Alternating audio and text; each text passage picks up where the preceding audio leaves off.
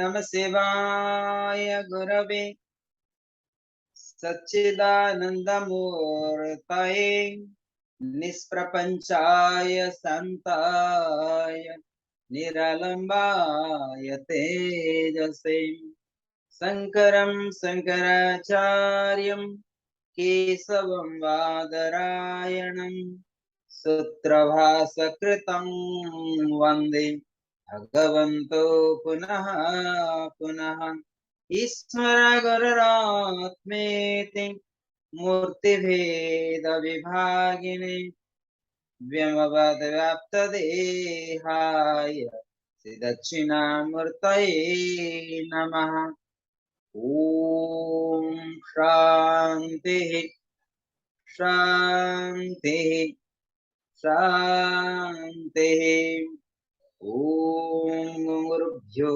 Namaha Om Ganganapataye Namaha Om Em Saraswataye Namaha Om Klim Kalikaye Namaha Om Klim Bhadrakalye Namaha Om Dandurgaye Namaha Om Him Namah Shivaya.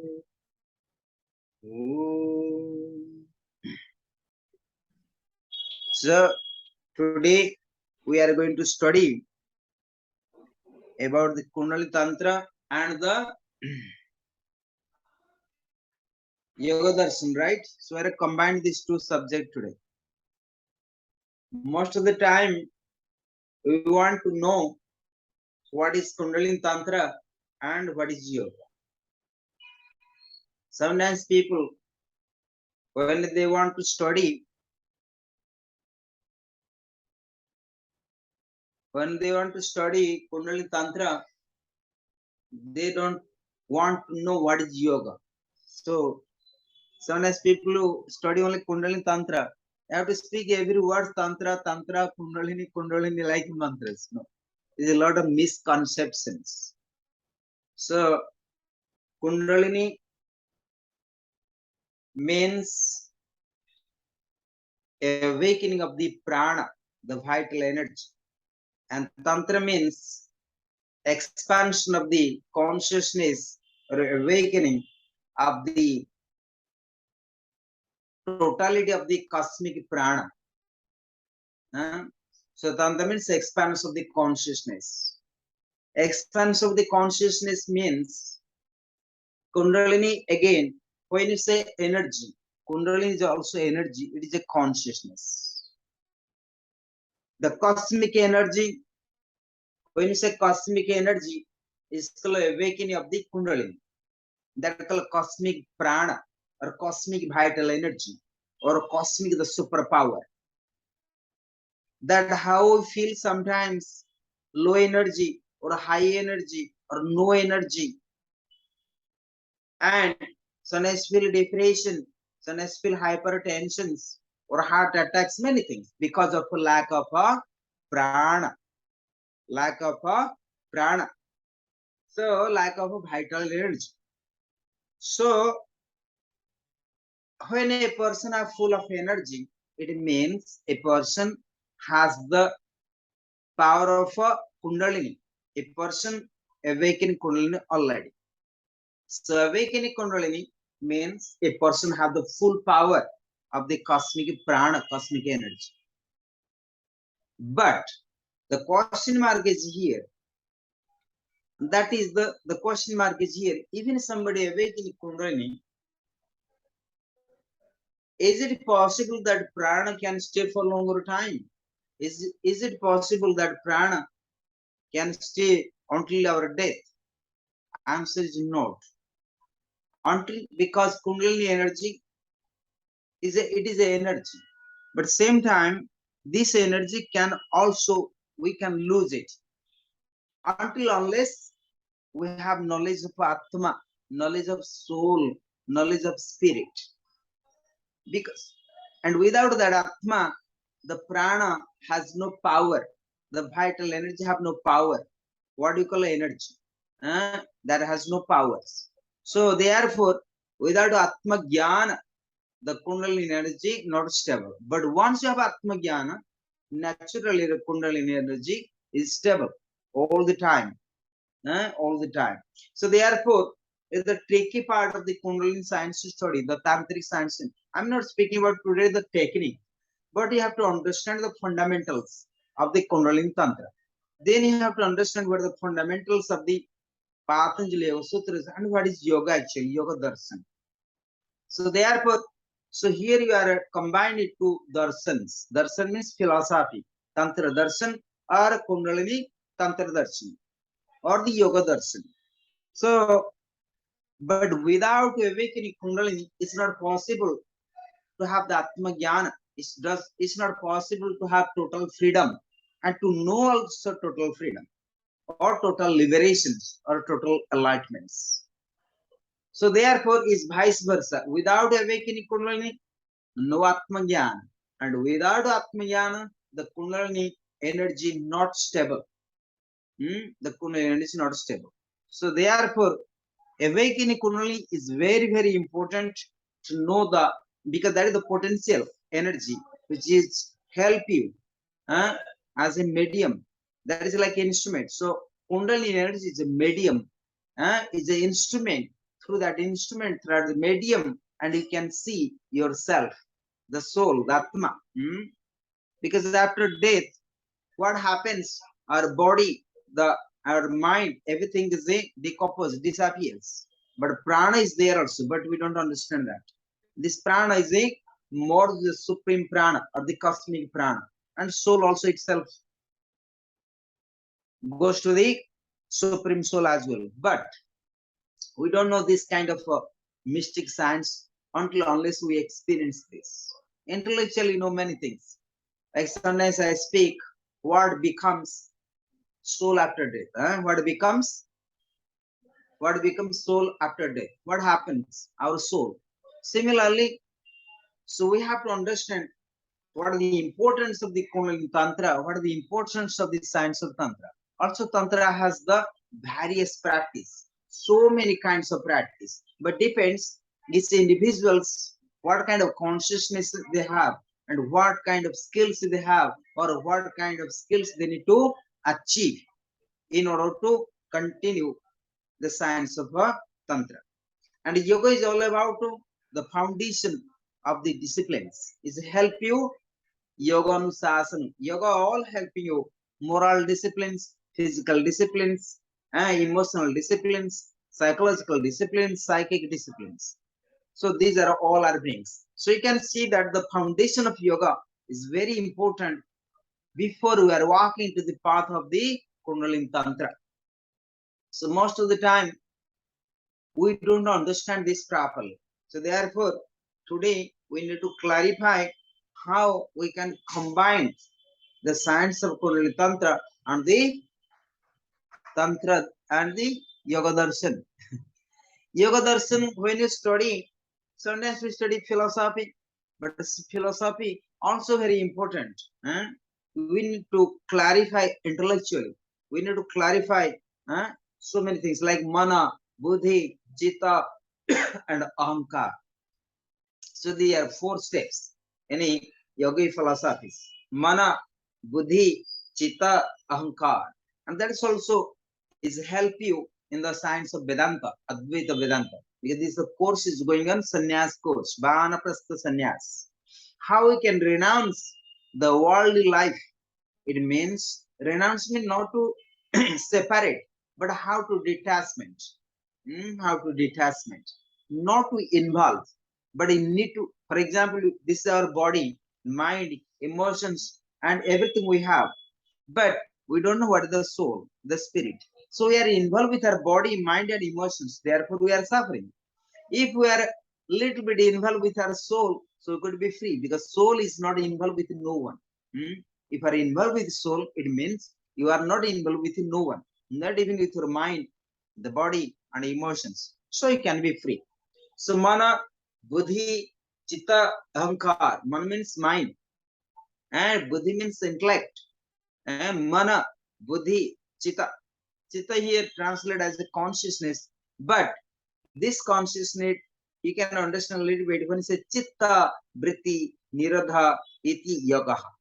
Chitta, vritti, nirodha. That means here we translate chitta as a different state of the mind, different activities of the mind, the modification of the mind, the function of the mind, the faculty of the mind, the faculties. We have different faculties: negative, positive, anger, reaction, positive. So many things we have. So many things. That is called modification of the mind. That is called chitta. That is called chitta. So mana means mind, and mana buddhi. Buddhi means intellect. Chitta means translate a consciousness. But we translate again here the different activities of the mind. It means chitta is something depth level of the mind, because we have many kind of mind, not one mind. Sometimes you say how many kind of mind, because mind depend on your state of the consciousness. So mind, so chitta is more deeper levels. So chitta translate a consciousness, mana translate into mind.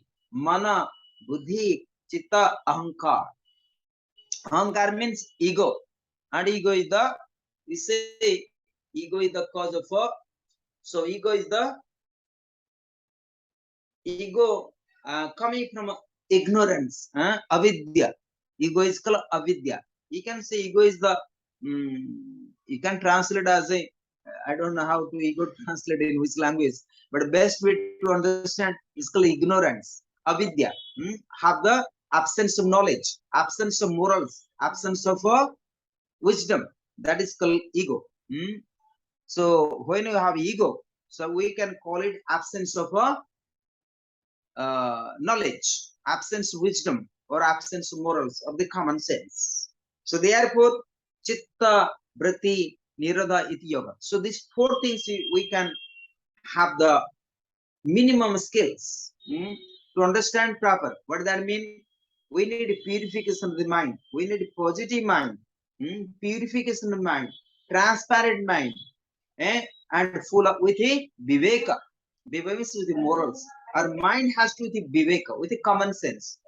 If in mind we have all things, but we have no common sense, no viveka, that is no use such a mind. No use such a mind. So mind has to have common sense. Mind has to have the viveka. Without foundation viveka, the morals, there is no use of mind. There no use of mind. So mind can be idiot. So mind no use. That you know also yourself. When you lose your common sense, you lose your morals, and so you know what kind of problems you face yourself, right? You know that. And we all of us also experience when you do something wrong, and we also facing the result of sufferings and miseries. Natural. Naturally we face it. So the consequence of impurity mind is the result is suffering and miseries. So mana. So therefore we need transparent mind, clarity mind, balanced mind, equanimous of the mind. Such mind we can use in our daily level of the life, daily moment of our life. Another equal mana, buddhi. Buddhi means here intellect. The buddhi also we need proper intellect. We don't need false intellect. That you have been studying Yoga Sutras. Pramana, Viparya, Vikalpa, Nidra, and Smriti. This is the 5 breaths. These 5 breaths we need to be clear. Then you can have a proper buddhi, proper knowledge, that you can study Yoga Sutras and the 5 chapters. Pramana, Viparya, Vikalpa, Nidra, and Smriti. So direct cognizance and indirect cognizance, absence of viveka, absence of morals, pramana, viparya, vikalpa, imaginations, then nidra, absence of the consciousness. Nidra means deep sleep.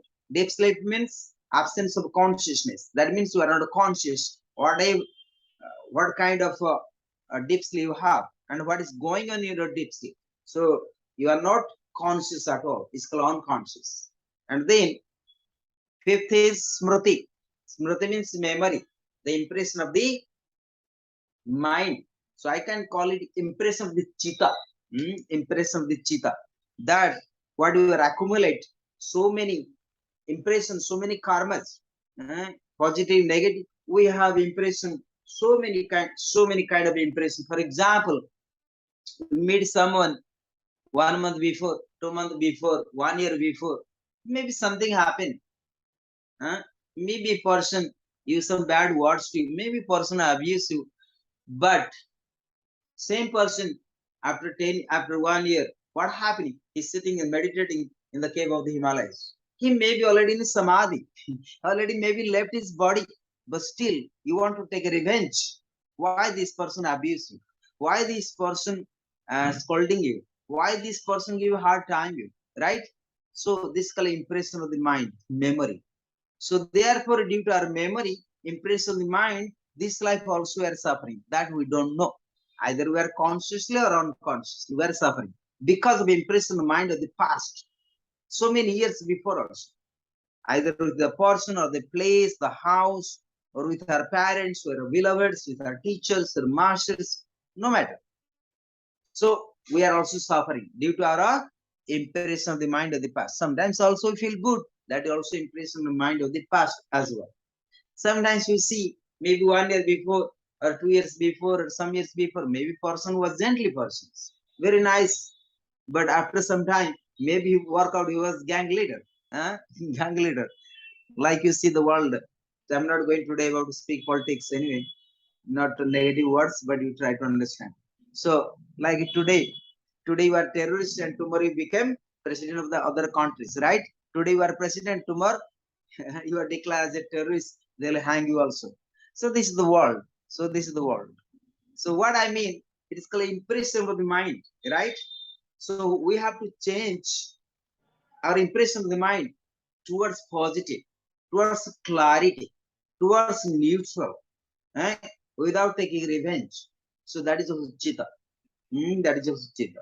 So therefore, if you have not changing your smriti, the memory, then you have a lot of problems in future. So these are the skills is very important in order to and practice Kundalini tantra. For example, you practice Kundalini, you're going to chakra meditations, practical aspect. There's many kind of practice for the science of tantra. In tantra, one can receive only one mantra. Guru can teaching you only one mantra. That is enough. You can meditate on yantras. You can even karma yoga. You can have chakra meditations. You can have pranayama. You can practice mudras. You can practice bandhas. Even not only that, even sometimes there is many other practice as well. Many other practice as well. So it's very important to practice tantra. It means to preserve all kind of vital energy. All kind of vital energy. So that the main thing where you can have the awakening the consciousness, you're awakening the kundalini. So tantra is helping you how to expand the consciousness. How to go to Muladhara Chakra, to the Swadhisthana, Manipura, Anahat, Visuddhi, Agnya, even after also 7 chakras, in order to understand the higher consciousness. Higher consciousness means the consciousness of the spirit, the supreme consciousness, which consciousness is totally free, and that is you are. That is you are. You are always free. You are the consciousness of eternal, but that need to not only understood by intellect, that need to be experienced directly.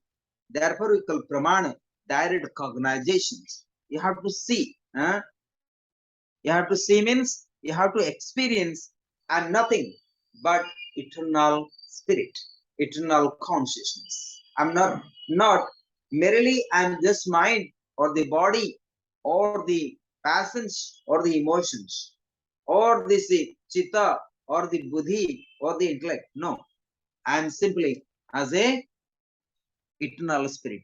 But that can be understood only when we have constant practice. The foundation of yoga the discipline of yoga, then same disciplines can help us in order to practice Kundalini science. Then your Kundalini energy, you will be stable all the time. So once we have awakening or once we are experiencing Kundalini energy, still you need to keep efforts. You still need to have the efforts. Still need to keep practicing. Continue to practice. So that's what happened. Sometimes people come recently. I have some students. They say me, "Oh, my Kundalini is awakening, Sahasra." It's fine, it's nice. I feel so nice. At least it's happened with you. Yes, it is happening here. So far, I'm joining your course. That one boy, and I mean, he said that my Kundalini Sahasra is very good. But sometimes he disappears, not doing any karma yoga. I say your Kundalini can be Sahasra, but first cleaning the floor, cleaning the toilet in the ashrams. So that is very important. So you need to keep cleaning your rooms, and he never joined karma yoga at all. I say not such a kind of Kundalini, and energy can neither help you, neither help us also. So I told him it's not about to awaken Kundalini. It is about to, there is certain kind of prana. It can be awakening like Sushumna happens. Anyhow, I told him, so don't think so much. You have the awakening Kundalini. So you are far from the awakening. I told him directly. So he was not very happy in very beginning. So after that, he have to realize, he have to realize, no, it is not about Kundalini. So I tried to and teach him properly and talking with him. I say, you have actually some psychological imbalance. So come to ground, clean your mind properly, clean your mana, buddhi, chitta, ahankar. But nowadays he is very stable. He say, Guruji, and I think you are the right person to teach me. So can I stay your ashram more longer time? He coming for a study 300 hours and Kundalini Tantra. So it is almost done. And he requests me the suitable place for me because I never realized, nobody guided me and before like that. So anyhow, so what I mean here, once you're awakening Kundalini, you know what is Kundalini energy. You don't need to speak to others. You don't need to speak, right? Because awakening Kundalini means awakening Kundalini that you know that consciousness. Like for example, if you know the Atma, you know the spirit, you don't need to talk about it because you know it. It is a science not to speak something intellectual. It is a science to experience. It is a science to understand. It is a science to go beyond mind, matter, phenomenon. So naturally, you can see the world differently. Like we say that always also Atman also laughing. And sometimes we say Atman, before enlightenment, you chop the wood. That is a Buddhist proverb, no? I think we speak many times this. Say, so before enlightenment, you chop the wood. After enlightenment, also you chopping the wood. But what happening? Before enlightenment, you chopping the wood. After enlightenment, chopping the wood. But what about Kundalini is totally different. I always speak. Before awakening Kundalini, chopping the wood. But after awakening Kundalini, you jumping in the fire. You're going to burn out yourself. What I mean here, enlightenment is something totally understanding of yourself. But awakening Kundalini means not understanding totality of yourself. That to be clear. So therefore, the people awakening Kundalini, they can be misguided by themselves. They can be. So therefore, awakening Kundalini is a tricky part. So before chopping wood, like before enlightenment, chopping the wood. After enlightenment, also chopping the wood. But you can chopping the wood better with a fully conscious. And your life will be better, and you see the yourself and you see the world what is going on. But awakening Kundalini not the same thing. Before awakening Kundalini, chopping the wood. But after awakening Kundalini, so you can prepare your own samadhi, own cremation, and you're going to jumping in the fire, right? Sometimes people make me jokes. Is it Swami the right things you doing the Panchagni? I make them jokes also. You can try and come to Panchagni and sit down and make the fire around the fire and we can sit down middle of fire. Check it. So no, you have to also sitting middle of fire. You need to have proper skills. The discipline of yoga. You will have need a lot of things to be conquered, like the kama, krodha, Lobha, Moha, and Masya. Panchagini sadhana, one of the advanced sadhana of the science of tantra. Very much a secret sadhana. That I think I taught long time before. That 10 kind of secret sadhana in tantra. 10 Gupta sadhana, Dasa Gupta sadhana, 10 secret sadhana of tantra. So 10 secret sadhana tantra, there's out of them, Kundalini tantra, what you study is the most important. And Panchagini sadhana is very, very important sadhana in tantric science. Because when sitting in the middle of fire, you need to have conquer your personal kama and the desires. Kama is not translated into a sex. Kama is a translated into desire, wantings, expectations, wishes, unfulfilled desires. That is called kama. Sometimes we have so much kama, so much desires. Sometimes we think we can have our own rocket and go to the moon and we can meditate because this world, the samsara, is full of disturb. You know, you sometimes think so much problems the samsara, the big cities you live in, so many problems. So I can go to the moon. I can have my own rocket. Such kind of expectations we have also. What I mean is not possible always to have your own rocket and go to moon also, because that is also limited still.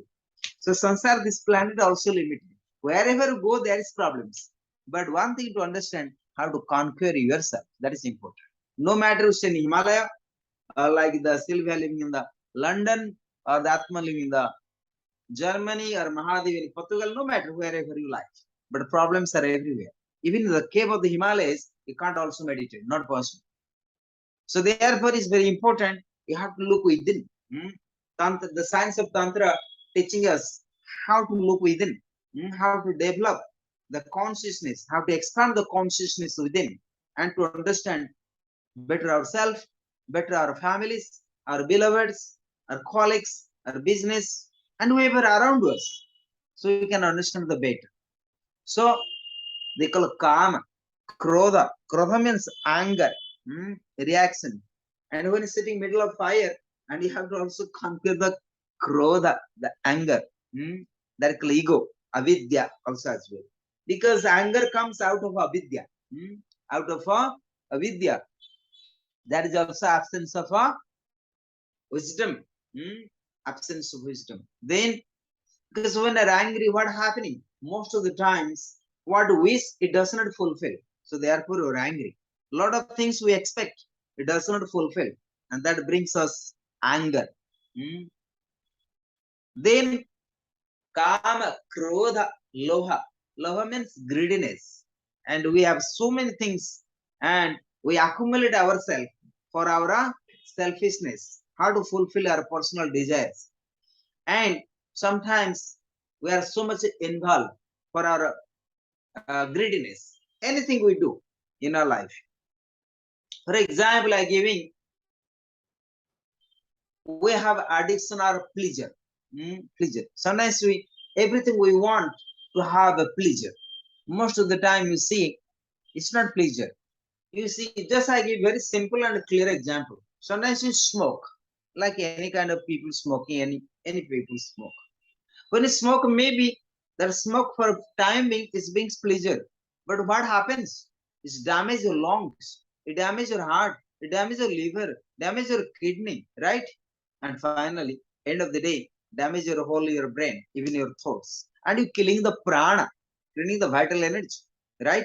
So therefore, smoking it brings pleasure, but you're not addicted. You want to smoke more and more and more. So what happening? You can turn into cancer patient as well. Smoke leads to the cancer. So many things happens. So what I mean, they are called greediness. Greediness. Because please, greedy of the pleasures. But same time, kama, krodha, loha, moha. Moha means attachment. Attachment. Many things to do involve attachment. Like so therefore we have to understand attachment. So here Tantra teaching you how to aware and conscious without involve, without attachments. Then fifth thing comes kama, krodha, lobha, moha, and madhya. Madhya means everything belongs to me. Everything belongs to me. This is my body. This is my house. my body, my mind, my emotions. But you know that there is nothing belongs to you. End of the day also is the goes to death. Even your own beauty does not stay. Sometimes you say you are become like a child, become young, then go to middle age, then become old, then you die. Even nothing can stay with you.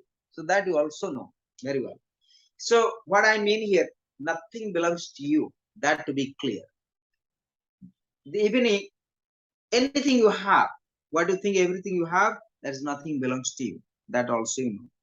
So that to be clear. So these things fundamentally we have to be clear at first, intellectual to be clear, and we have to have some vidya at least intellectual vidya, the sensual vidya, the indriya jnana. We call it indriya jnana. Jnana means knowledge. Indriya means sense. At least we have some knowledge of the senses. Eh? So it's senses receiving. Sense can receive many kind of knowledge. Although it's not permanent knowledge, it's also not absolute knowledge, it's not true knowledge. It may be not real, but still that we need to live in the samsara. Samsara is full of avidya, that you must be clear. Samsara is avidya. But we need avidya to live in the samsara, right? Although it's body, eh? His body is avidya. Body is also mortal. He die tomorrow or anytime this next moment or this moment here and now. But still, we need this body to live in the samsara. So, in this sense, is vidya. But another sense, if you look the spiritual dimensions, if you look in the look into more deeper the consciousness of spirituality, so body also avidya. Like sansara is avidya, body also avidyas. And that need to be understood clearly. But that we can understand properly unless you are awakening fully Kundalini. Because this Kundalini Shakti, the Kundalini Mother Shakti, the Kali, we say Kali power, the Durga power, Durga Shakti, Kali Shakti, the Mother Shaktis, Kala Bhairavi. These powers, this Shakti is helping you towards walking the path of Atma Jnana, and same time is helping you day by day, little by little to understand yourself. So therefore, Kundalini science is very important to practice and to understand properly Tantra. Many people don't give importance, but science of Tantra also very important science, very, very important science. That what I have been experienced also in my life. But I have different kind of practices in my life, so we can also practice. And like Kriya Yoga is also part of science of Tantra as well. Like Kundalini Tantra, what you study different chakras, it's also part of Tantra. Even if chanting mantras, awareness of the breath, also part of Tantra. And even in Sri Vidya you do, also part of the Tantras. So like many kind of rituals there. And same time do Hatha Yoga practice, many asanas, how to combine. How to combine. And same times, if you have your own partners and you have to understand how to control your sexual energy and vital energy, that also give you the concentration of the mind. That you must know also. When you lose the vital energy or the sexual energy, or that you lose the prana. It's not about sexual energy. Sexual energy, nothing but a prana, the vital energy. And when you lose it, also lose the concentration, not proper dharana. Not possible to have pratyahar, not possible to actually awaken Kundalini as well. Because awakening Kundalini is the vital energy. So there is various methods and you can practice and to understand them and use that energy. But same time question comes, there sometimes some household people that ask me, Swami, we are married and you speak about if losing the sexual energy, that is not awakening Kundalini, but that different purpose. But when a household they marry, but that child also part of a creation. You have to create this child, the purpose.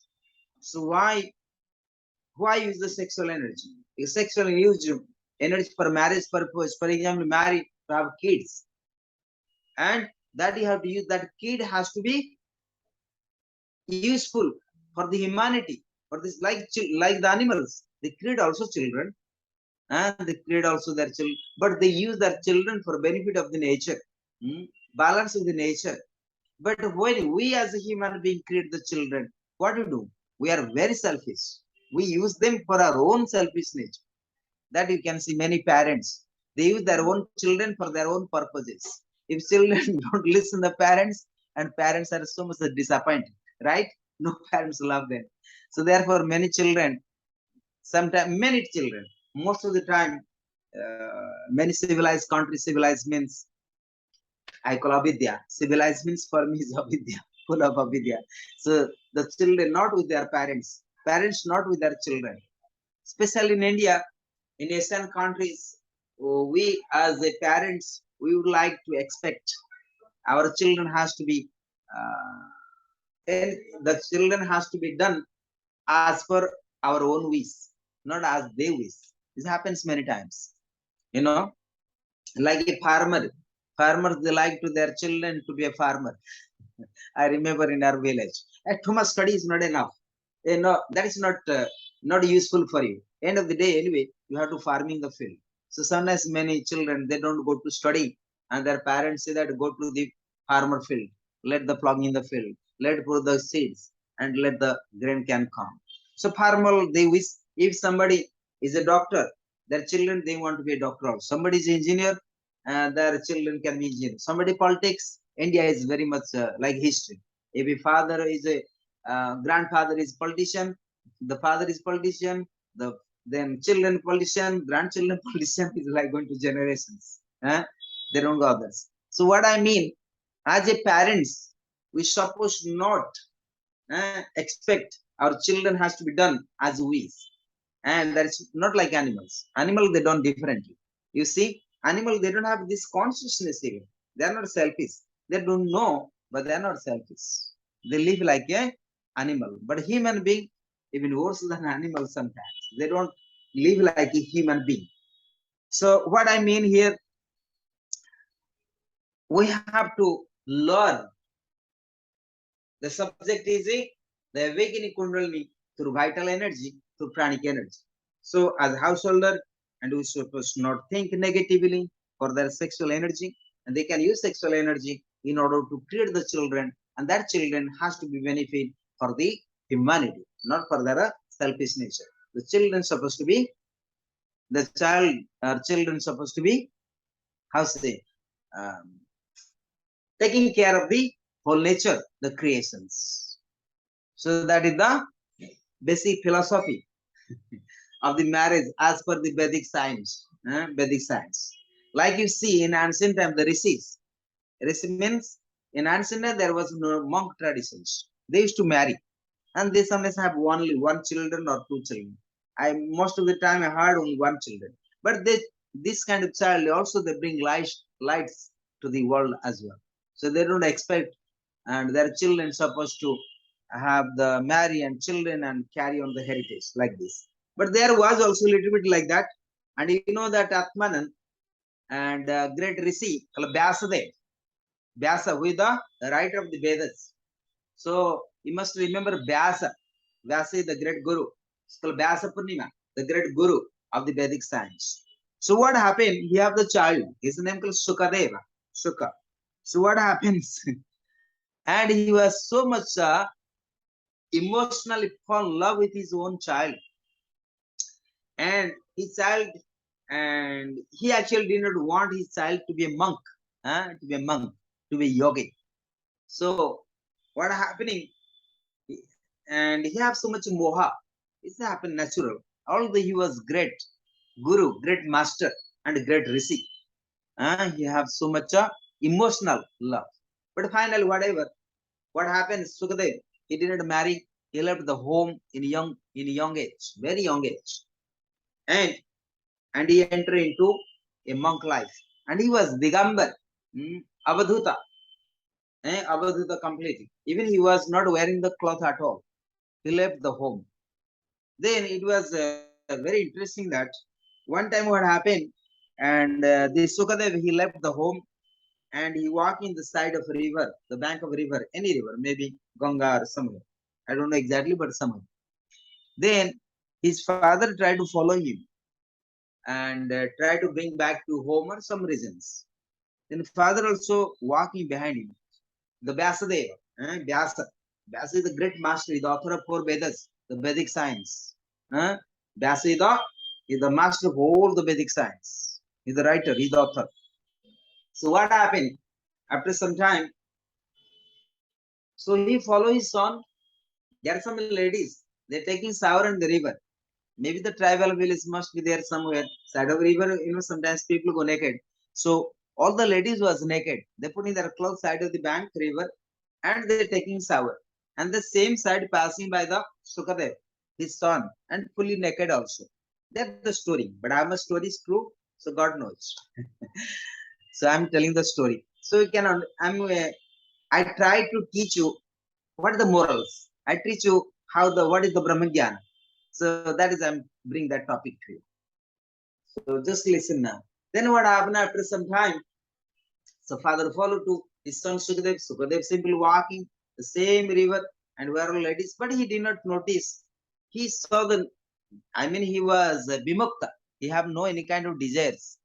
And also he did not know that if there are ladies are taking shower, because he was the Brahmagyan.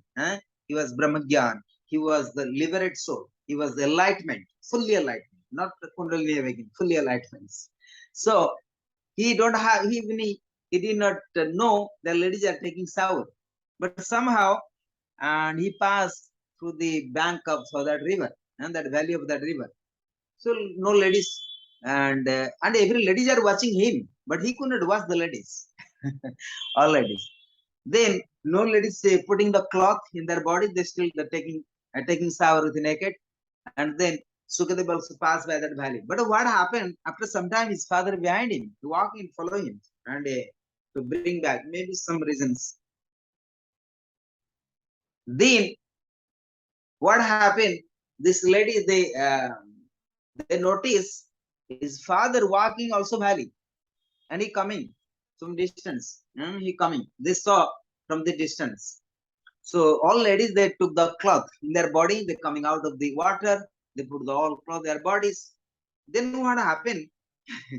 The story was like that. His father asking Vyasadeva to all ladies, my son, my young son, I'm the old man. My son is so young and he's walking naked. But and if you will never put even cloth, nothing.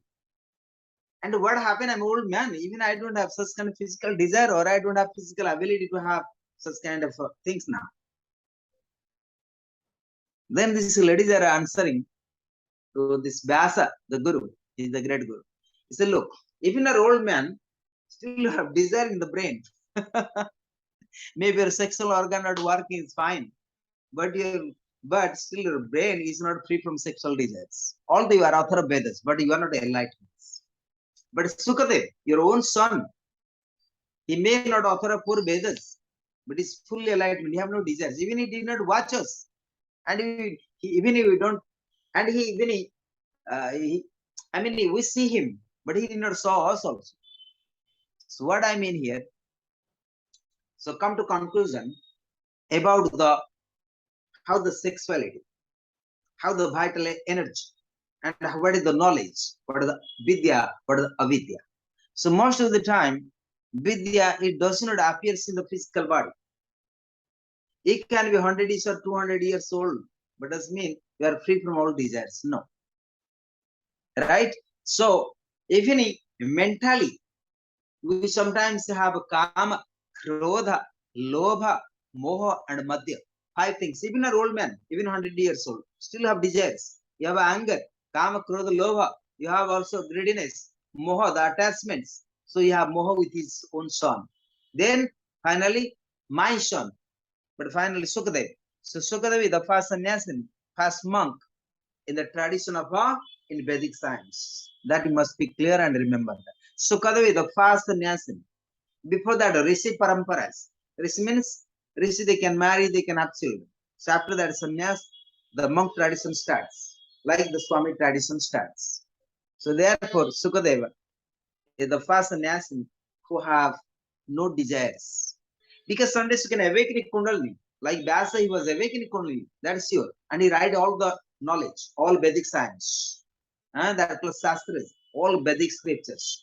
But Vyasa, they've also written in the end of the day, it's a neti Neti is called Yoga Darshan.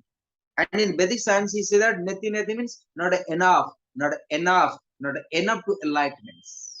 So Vedic science, the Shastras, what you study the scriptures, whatever available to you is not enough for the final enlightenments. Final enlightenment comes, you have to go beyond mind, matter, the phenomenon.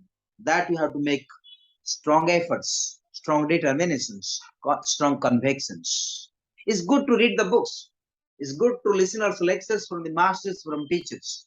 It's good to have Shastra knowledge, Gita, Upanishads, all kind of sacred scriptures you can study. But end of the day is not enough for the final enlightenments. No matter how much you study, it's not enough. That to be clear. So therefore, the science of enlightenment only happens within yourself, and that you have to experience. No one can be experienced for you. No one can be witness for you. You will be the witness of your own enlightenments. So enlightenment is something is not possible to speak and explain by intellects, by senses, by the mind, by the psyche. No matter whatever the object we have or whatever material things are available to us, we cannot actually express. Even if the science cannot express their higher technology. Even the computer, even the Google cannot actually make you understanding of the science of enlightenments. So whatever modern technology available. So therefore, once again, I try to repeat again and again, you must work hard for your final liberations, final enlightenments, and preserve this beautiful pranic energy, the vital energy. So that is the energy, your wealth, vital energy, your wealth, the prosperity. And Swami Sivan said that the vital energy, the pranic energy, your own prosperity, one wealth.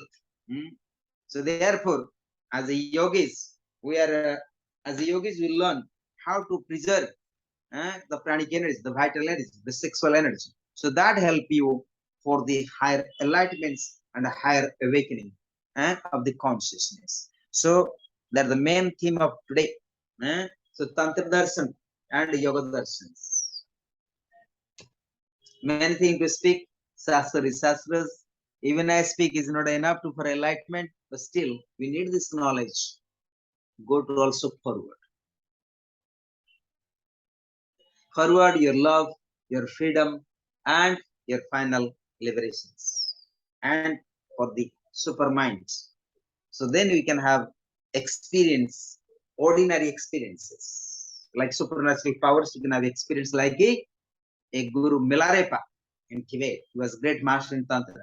And he can showing so many kind of miracles. But at the end of the day, he was also suffering. Awakening Kundalini takes place. You can travel around the world. You can read 1,000 books. You can have 1,000 disciples. You can have a lot of money. You can have many wives or many husbands, many children. But end of the day, suffering will be there. The consequences, suffering is there unless we are enlightened. So awakening Kundalini is not enough, and that is not enlightenment. So that to be clear, right? Otherwise, you're going to misguided by yourself. Am I clear now? You can be president of the world, but at least you can president at least yourself at least very beginning. Before going to even president of the world, the consequences, people will kill you. And they'll hang you also. Like many presidents, they hanged by their own countries. So similarly, so be a president of yourself before you are going to president of the whole world. So that is very, very important. So sometimes people ask me, Swamiji, what kind of kingdom you have? I say, I'm the king of no kingdoms. I'm the president of no kingdoms. King of no kingdoms. So kingdom of no kingdoms. That is, I'm the king. So therefore, and I pray for all of you. I pray for all. Let walk the path of spirituality. Let the walk path of tantra. Let walk path of Kundalini. Let walk path of sannyas and yoga and be liberated. Be liberated. Be liberated. Now, if you have any questions, please let me know. 5 minutes.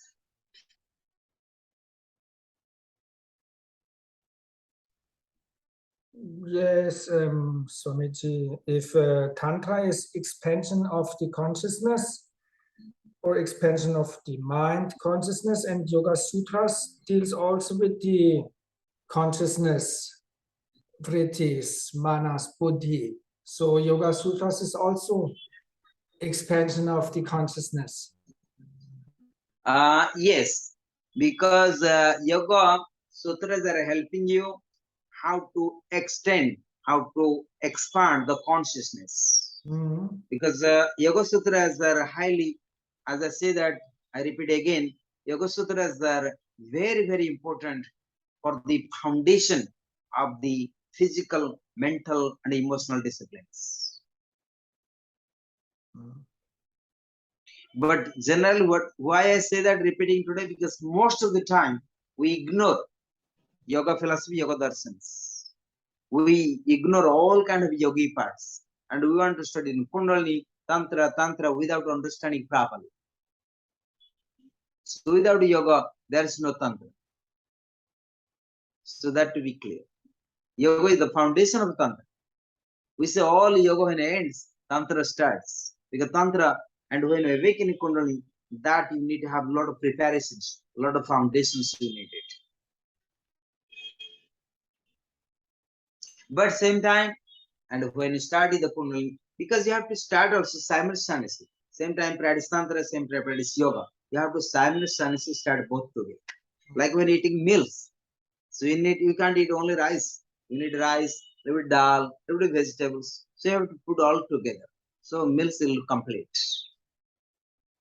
If eating only rice, also not kind of, you maybe fill up the belly. It does not help you with all kind of vitamins and proteins in the whole body. Similarly, when you practice tantra, so you need to combine all aspects of yoga together to integrate, not to ignore. Yes.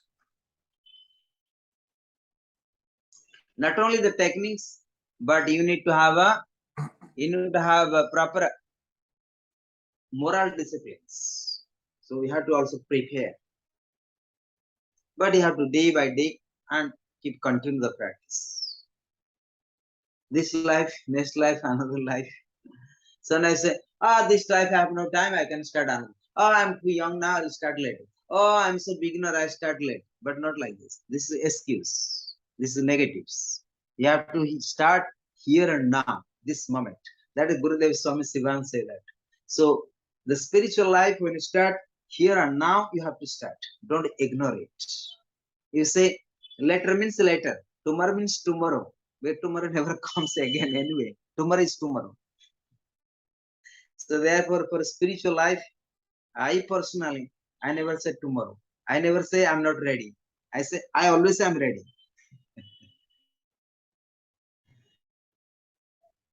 Because that is, because when say you are always ready, at least you are positive. You are positive, not ignoring yourself, and you are active and positive. Let's try. Let's go forward. Let's start it like that.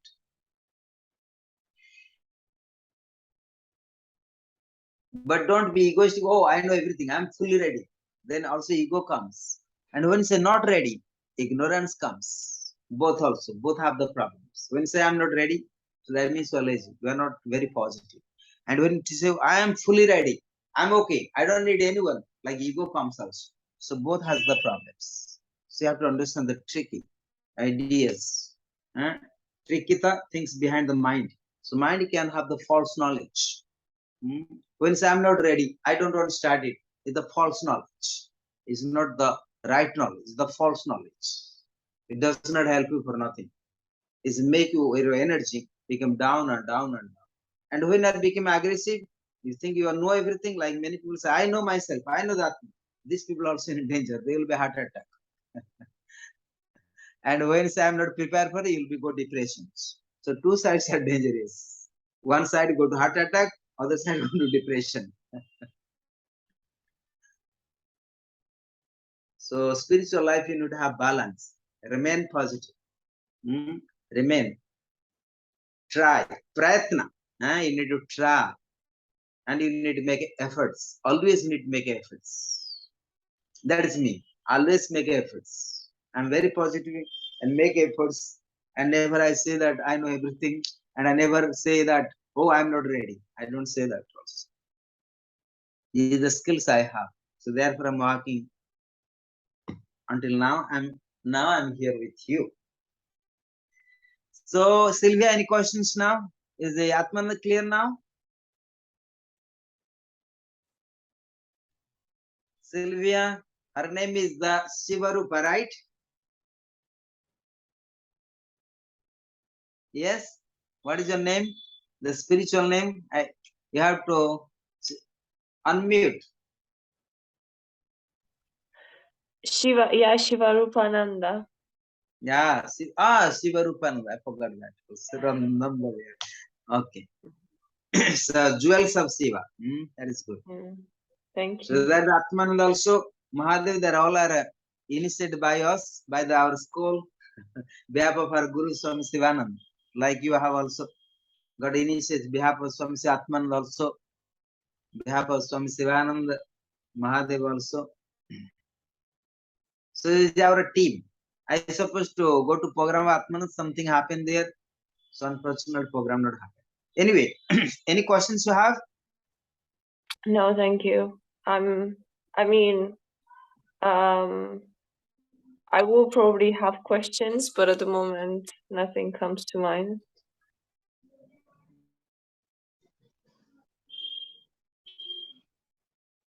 Okay. Now Mahadev. Om Swamiji. So have any questions?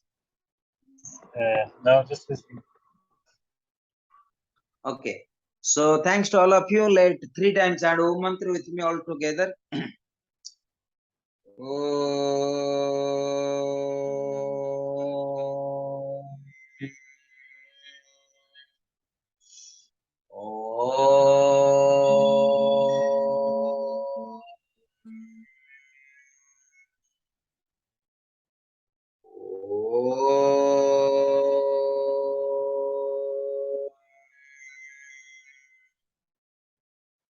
Om Purnamadaha Purnamidam Purnat Purnamudachyate Purnasya Purnamadaya Purnameva Vasisyate.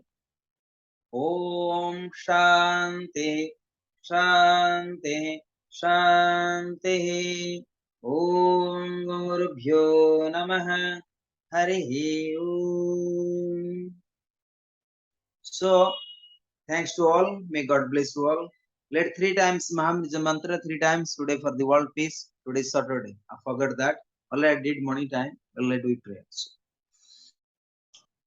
let me pray for the liberation of all beings, for the world peace. May all beings be happy, be liberated, and be healthy. Om Trayambakam Yazamihi Sugandhim Pushtivardhanam Rvarkam Yogandhanam Pratarmasya Om Trayambakam Yazamihi Sugandhim Pushtivardhanam Rvarkam Yogandhanam Pratarmasya Om Trayambakam Yazamihi Sugandhim Pushtivardhanam Rvarkam Yogandhanam Pratarmasya Om Shanti Shanti Shanti Harihi Om Namah Shivaya. Har Har Mahadev.